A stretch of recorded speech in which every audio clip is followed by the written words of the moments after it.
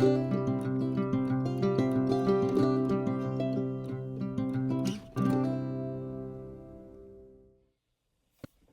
everyone, my name is Cheryl and this is my Happy Handcraft Studio. Welcome. This is my second start this morning. I was just about to record and I saw movement outside my window. I had a visitor first thing this morning. I'll show you what came to visit. The deer have been coming up really close to the house the last week or so. We had a huge dump of snow, 16, 18 inches over 2 different snowfalls. So they're coming up right close to the house to nibble on all of our bushes and things. I was in my study upstairs and I heard rattling by the front door. And when I looked out the window, a deer was nibbling our plant that's right on the front step. So I hope they find lots of yummy things to eat until they can get to some ground cover again. Thank you to all of my regular subscribers. I really appreciate you. I love your comments. Thank you too to all my new subscribers. I had a really good 2 weeks of new subscribers, so thank you so much. I hope you come back and you enjoy the channel. So my name is Cheryl and I live in the foothills of the Rocky Mountains near Calgary, Alberta. I make all kinds of things and you'll see that today in what I have to show. I have cross stitch and a lot of progress there. I have some sewing projects. These are bags that I've made. And I have one book review for you at the very end. So thank you. I hope you enjoy the video. All right, so I had the most amazing 2 weeks of getting things done.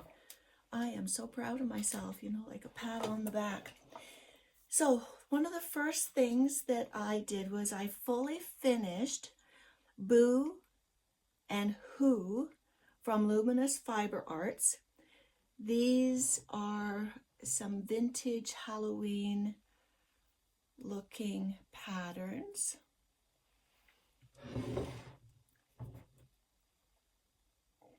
So Boo and Whoo. And I've put them onto some vintage sealers, jars that have been in our family for decades. I mean, they were my mother's or my mother-in-law's, so they've been around a long time.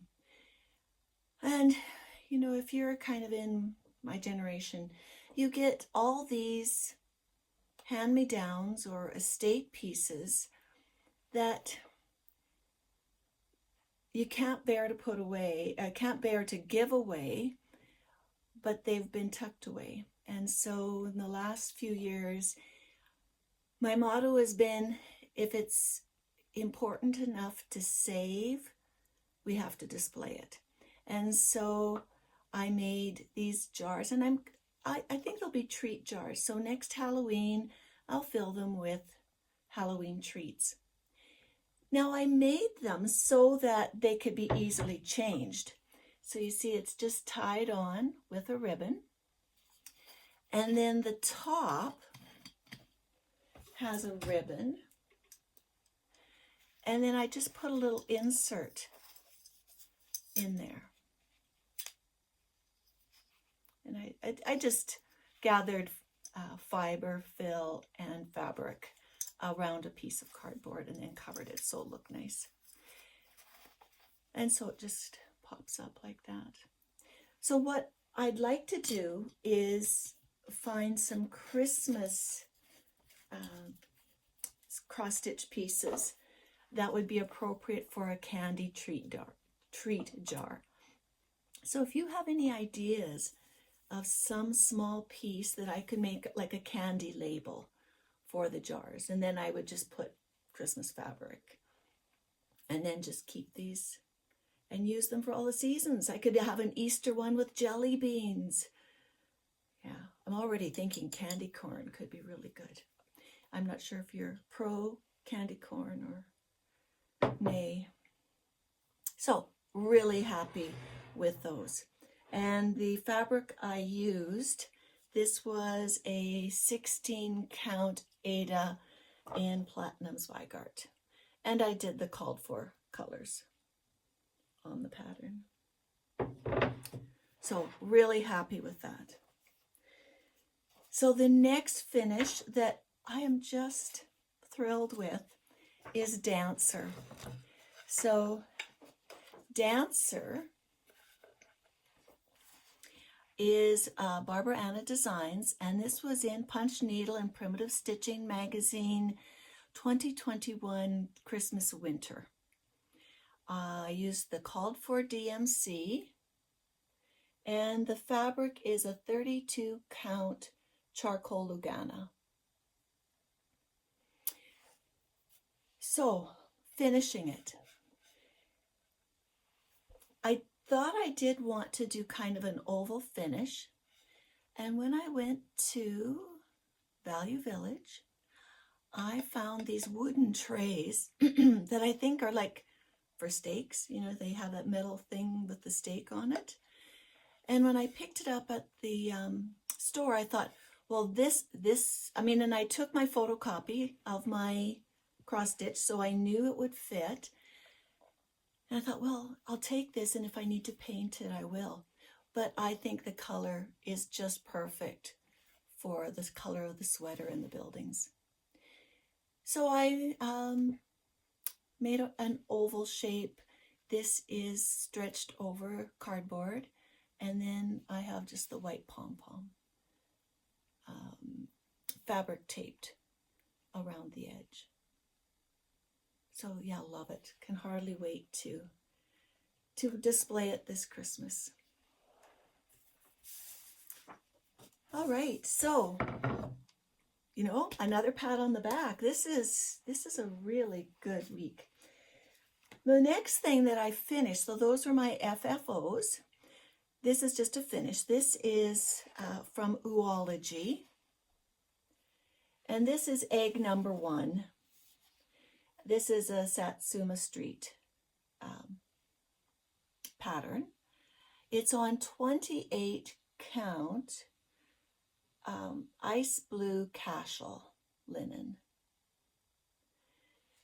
Now there's 4 altogether, so I'm not going to be finishing this until I have the other 3 completed. But that was a happy piece to work on. Those colors are lovely. All right, and then big finish. You know, like this is a big drum roll.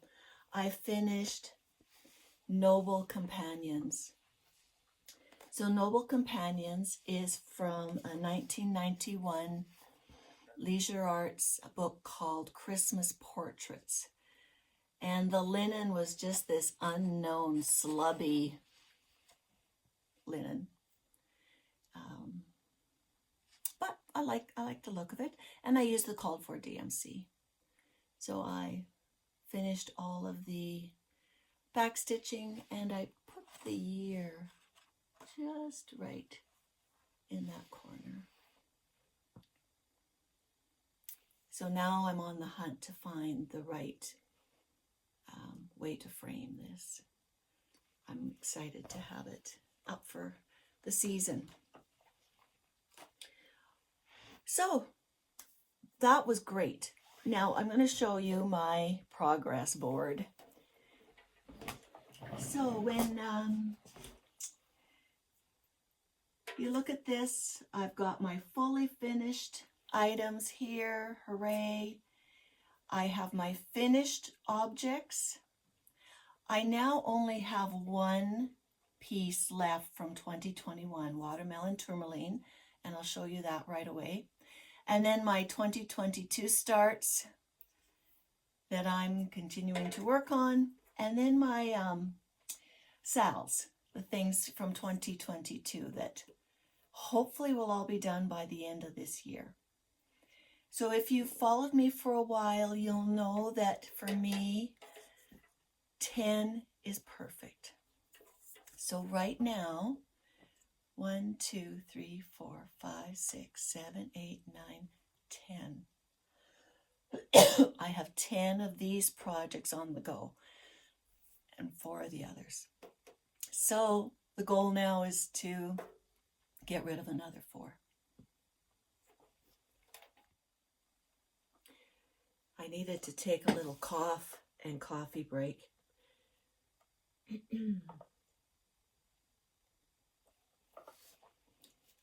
So, next piece is my temperature chart that I'm working on. This is from Kristi's Corner. It's called Temperature Library Number 1. It's an unknown linen. I'm not sure what it is. And so this now is November. And I love the Viking ship. I went to a college, Camrose Lutheran College, and Camrose is a very Scandinavian town, and at the college the teams were the Vikings. We had a cheer, Ludafisk, Lefsa, Tuskadaha, Camrose College, ya. Pretty good for someone who isn't Scandinavian. So I love that. I might put CLC on there just as a reminder. So our nice orange days are over, but I'm really happy to be stitching in a different color. So I'm happy about that. So November, December, and then done. The next regularly scheduled piece is my Blackwork Sal. The Blackwork Sal is by Peppermint Purple. It's a free stitch along. And I'm just getting to this last, I think there's 7 weeks until the end of the year. So I'll have no trouble at all getting these small blocks done. It's going to be to get the border. I'm going to have to focus on that so that the piece doesn't go too much into the new year. This is, on a 14 count white Aida, and I'm using the called for colors for their blue-green version. And then another piece that is a monthly stitch along. This is called Changing Seasons. I'll stand up to show this one. Changing Seasons by Fox and Rabbit. And I'm working down here on autumn. So this is still September, October, and then November. So I have a lot of stitching to catch up on. But that will be a focus piece for this next while. I'm interested to see what December will bring us there. And then finally a piece that I have really been focusing on, Watermelon Tourmaline. This is a Carolyn Manning Designs. It's on a 14 count off-white Aida.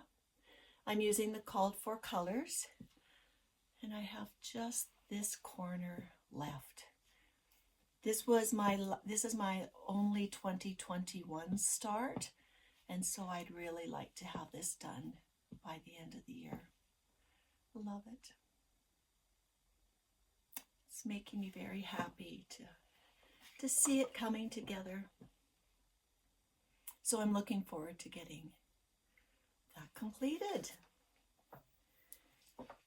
All right, so that is my stitching that I've done, and I'm really pleased. You know, I kind of decided it was time to get rid of hangers on. I wanted to have kind of a fresh start in 2023. So my plans, watermelon tourmaline, that's going to get done. I am also going to try to get caught up on changing seasons. I haven't started the November Jeanette Douglas mini bouquet yet, so I want to get that done.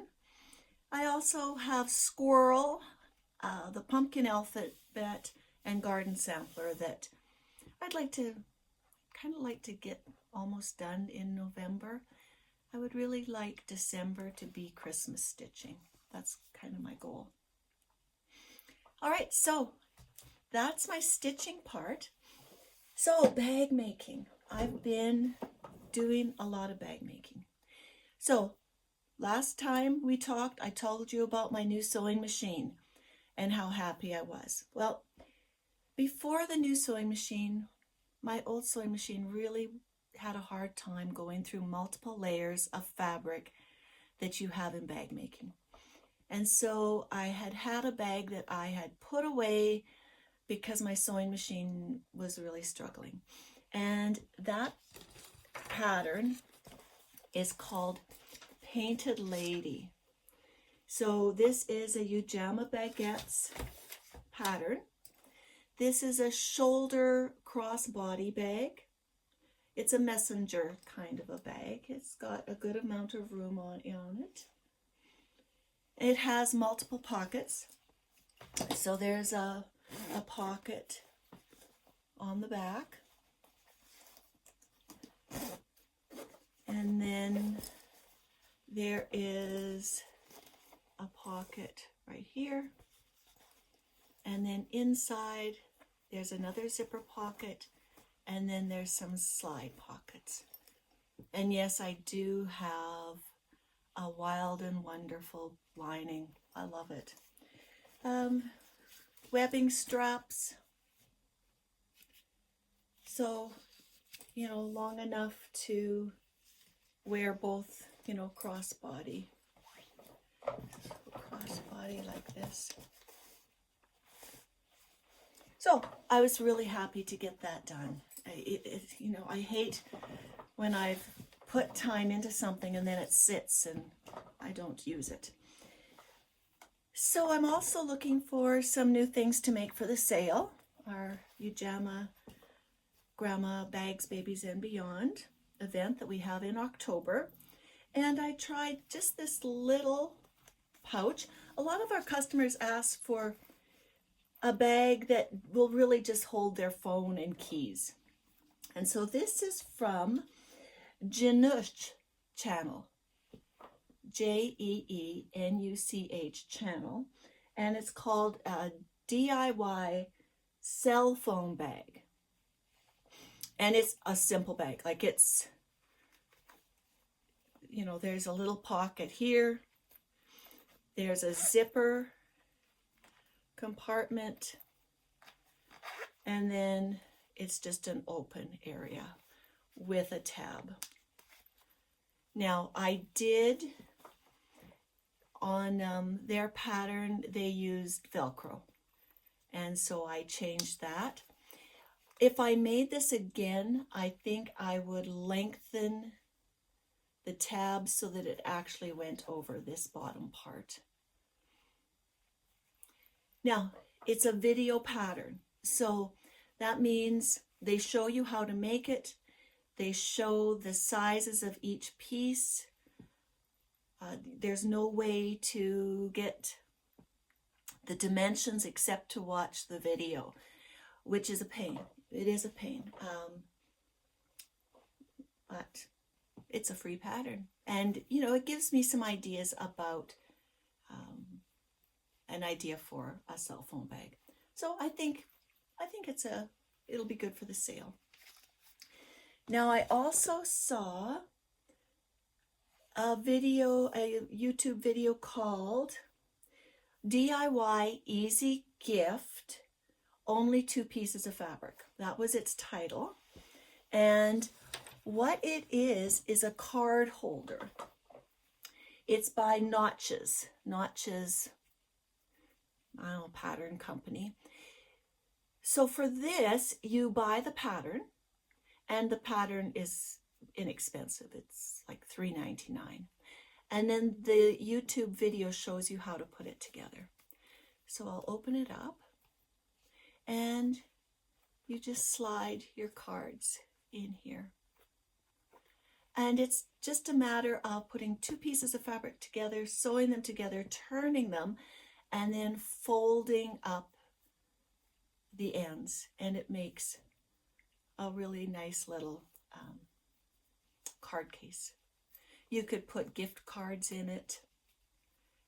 You could use it for, you know, your customer cards or that kind of thing.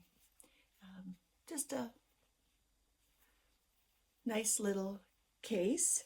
And so, I mean, you don't make 1 or 2, you know, you practice it, and then you get some other colors. So it was fun. It was an easy, if you needed a little gift for people, it goes together really well, especially if you have, you know, a lot of quilting cottons, because it really is perfect for quilting cottons in that, you know, you're stitching through those layers of fabric there. So yeah, I'm happy. Now, to get to some nice colored elastics, these are actually hair bands. So I had them from the dollar store, and I had them in black and kind of a teal, green, and purple. I had originally bought them to put onto journals, but they worked well. So from each headband, I could do 2 card cases. So happy with that. Those will go into the sale. And I guess last thing is my most recent book finish that I'd like to share. This was a 5-star book for me on Goodreads. So it's called Behold the Dreamers, Imbolo Mabu. I'll say that again, Imbolo Mabu. And it was a great book. Now, in the past, I did work welcoming families new to Canada. And we most often met the families when they were brand new to the country. And we're just starting to get settled, put their children in school, get jobs, get all their paperwork together. Well, this book was really, really well done in that it shows what life is like for families coming to a new country. So the Jinga family comes to New York City from Cameroon, and it talks about their struggles to become legal immigrants, to get their papers, to continue to stay in the country and to work. And it also pairs them with a very wealthy New York family, the Edwards, and the struggles that they're going through. So families struggle regardless if they are rich or poor. Families seem to always be most concerned about their children. And this was a really touching book. I really recommend it to people who are interested in what it is like to move to a new country that you believe will be the perfect place for your family, and what life is like, the advantages, the disadvantages, and the differences that we can all make in the lives of other people. So, strongly recommend Behold the Dreamers. All right, now I have a question. Is your Christmas tree up or isn't it? Now, I so far have 2 up because we've had 2 major snowstorms and the plow did not come for a day. So, you might as well stay home and decorate. So the question, I guess, is also not only is your Christmas tree up or not, but how many trees do you put up?